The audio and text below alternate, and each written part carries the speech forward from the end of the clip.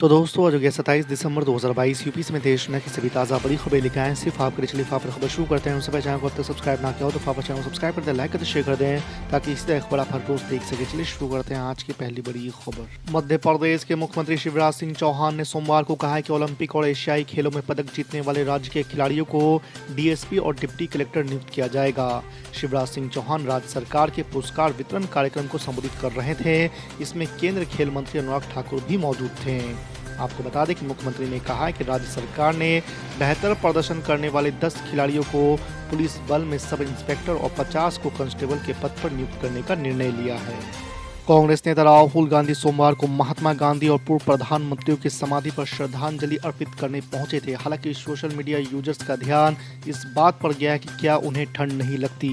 दरअसल नई दिल्ली में इन दिनों पर रही कड़ाके की ठंड में भी राहुल गांधी टी शर्ट पहने नजर आए। कर्नाटक की राजधानी बेंगलुरु में चीन से आए एक 37 वर्षीय शख्स के कोरोना पॉजिटिव पाए जाने की पुष्टि हुई है। इसके अलावा कोलकाता में भी 2 यात्री संक्रमित पाए गए हैं।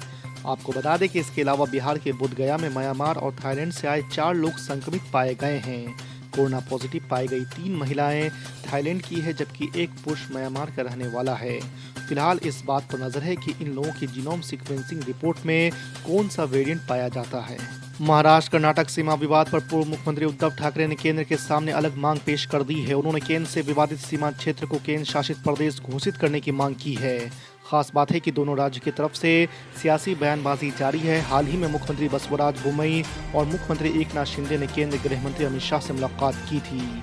सोमवार को उद्धव ठाकरे ने कहा कि हम कर्नाटक की जमीन का 1 इंच भी नहीं चाहते, लेकिन हम हमारी जमीन वापस चाहते हैं। भारतीय जनता पार्टी ने दिल्ली के अरविंद केजरीवाल सरकार पर आरोप लगाया है कि एक कैलेंडर वर्ष में विधानसभा के 3 सत्र नहीं बुलाकर नियमों का उल्लंघन कर रही है। सोमवार को दिल्ली भाजपा के नेताओं ने अरविंद केजरीवाल सरकार पर अहम मुद्दों पर चर्चा करने से भागने का आरोप लगाया है। इसके साथ ही भाजपा ने उपराज्यपाल वीके सक्सेना से आग्रह किया है कि वो जल्द ही विधानसभा सत्र बुलाए। संभल से समाजवादी पार्टी के सांसद डॉक्टर शफीकुर रहमान वर्क ने कहा है कि देश में कोरोना नहीं है, ये भाजपा का सियासी कोरोना है। राहुल गांधी दिल्ली में दाखिल हो रहे हैं तो इन्हें परेशानी हो रही है। उन्होंने कहा कि कोरोना का पता नहीं कि क्या हालत है, लेकिन ये सियासी कोरोना ज्यादा फैल रहा है। सपा प्रमुख अखिलेश यादव सोमवार को झांसी जेल जाकर सपा के पूर्व विधायक से मुलाकात की। जेल से बाहर आने पर अखिलेश यादव ने भाजपा पर आरोप लगाते हुए कहा है कि जेल में पूर्व विधायक को जो सुविधाएं मिलनी चाहिए वो प्रदेश सरकार के इशारे पर नहीं दी जा रही है। चेतावनी भरे लहजे में कहा है कि कानपुर के विधायक इरफान सोलंकी और दीप नारायण सिंह जैसे नेताओं पर कार्रवाई करके भाजपा ये बताना चाह रही है कि समाजवादियों की सरकार आए तो ऐसा ही काम सपा उनके साथ करे। एक बार फिर से आरजेडी प्रमुख लालू प्रसाद यादव की मुश्किलें बढ़ने वाली है। सीबीआई ने आईआरसीटीसी घोटाले की जांच दोबारा शुरू कर दी है, जिसके चलते एक बार फिर से लालू यादव पर शिकंजा कस सकता है। इस केस में उनके बेटे बेटियां भी आरोपी है। यह मामला तब का है जब लालू यादव यूपीए 1 में सरकार में मंत्री थे। श्री कृष्ण जन्मभूमि और शाही ईदगाह विवाद से जुड़ी याचिका पर सुनवाई करते हुए मथुरा कोर्ट ने शनिवार को शाही ईदगाह के सर्वे का आदेश दिया है। वहीं कोर्ट के इस आदेश पर राजनीति भी शुरू हो गई है। न्याय प्रमुख असदुद्दीन ओवैसी ने ईदगाह परिसर में सबूतों की जांच के लिए आयुक्त नियुक्त करने पर बयान दिया है। उन्होंने कहा कि बाबरी मस्जिद के फैसले के बाद मैंने कहा था कि इससे संघ परिवार की शरारतें बढ़ेंगी। जम्मू कश्मीर के पूर्व मुख्यमंत्री और नेशनल कॉन्फ्रेंस प्रमुख फारूक अब्दुल्ला ने एक बार फिर से कश्मीर पर बयान दिया है। उन्होंने कहा कि जब तक हम अपना दिल बड़ा नहीं करेंगे, जब तक हम ये नहीं मानेंगे कि पूर्व में हमसे गलती हुई थी, तब तक हम भविष्य नहीं बना सकते। कश्मीरी भी खुद को भारत का हिस्सा नहीं मानेंगे। आपको बता दें कि फारूक अब्दुल्ला ने इस दौरान चीन के साथ हुई झड़प पर भी टिप्पणी की है। फारूक अब्दुल्ला ने तवांग में हुई झड़प का जिक्र करते हुए कहा है कि हम इस पर संसद में चर्चा चाहते थे। उत्तर भारत के राज्यों में ठंड का कहर जारी है। फिर चाहे कश्मीर हो या दिल्ली, न्यूनतम तापमान में गिरावट दर्ज की जा रही है। पंजाब, हरियाणा, यूपी, राजस्थान जैसे राज्यों में शीतलहर भी चल रही है, जिसकी वजह से लोगों को अलर्ट रहने की जरूरत है। वहीं मौसम विभाग ने अगले 2 दिनों के लिए कुछ राज्यों में कोल्ड डे और शीतलहर चलने का अलर्ट जारी किया है। संयुक्त किसान मोर्चा 26 जनवरी को हरियाणा के जिंद में एक किसान महापंचायत का आयोजन करेगा। एसकेएम नेताओं ने इस संबंध में शनिवार को करनाल में हुई एक बैठक के दौरान निर्णय लिया है। बैठक में राकेश टिकैत, दर्शन पाल और जोगिंदर सिंह समेत कई किसान नेता शामिल हुए।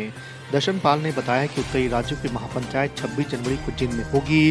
उत्तर प्रदेश के मुख्यमंत्री योगी आदित्यनाथ ने पत्रकारों के कर्तव्य, साहस और सामाजिक योगदान को नमन किया है। कोरोना संक्रमित होकर दिवंगत हुए पत्रकारों के परिजनों को 10 लाख रुपए की आर्थिक आर्थिक सहायता राशि प्रदान करते हुए मुख्यमंत्री योगी आदित्यनाथ ने कोविड काल में दिवंगत लोगों के परिजनों को हर जरूरी मदद का संकल्प दोहराया है। यूपी के डिप्टी सीएम केशव प्रसाद मौर्य रविवार को कानपुर पहुंचे। इस दौरान वे पूर्व पीएम अटल बिहारी वाजपेयी और मदन मोहन मालवीय जयंती पर नेहरू नगर में गोष्ठी को संबोधित किया। हालांकि डिप्टी सीएम ने अपने भाषण में कांग्रेस और सपा पर भी जमकर निशाना साधा। उन्होंने कहा कि राहुल गांधी और अखिलेश यादव को भारत रत्न अटल बिहारी वाजपेयी की जयंती पर ट्वीट करने तक की फुर्सत नहीं है। ये उनके संस्कार को बताने के लिए काफी है। बिहार में जहरीली शराब से मौत और शराबबंदी कानून की समीक्षा की मांग को लेकर मुख्यमंत्री नीतीश कुमार के खिलाफ विपक्ष लगातार हमला बोल रहा है। इसी कड़ी में पूर्व उप मुख्यमंत्री और राज्यसभा सदस्य सुशील कुमार मोदी ने शराबबंदी के मुद्दे पर नीतीश सरकार से 7 सवालों का जवाब मांगा है। सुशील मोदी ने कहा कि सरकार को ईमानदारी से इन सवालों को जवाब देना चाहिए ताकि शराबबंदी लागू करने में जो गलतियां हुई हैं उन्हें सुधारा जा सके।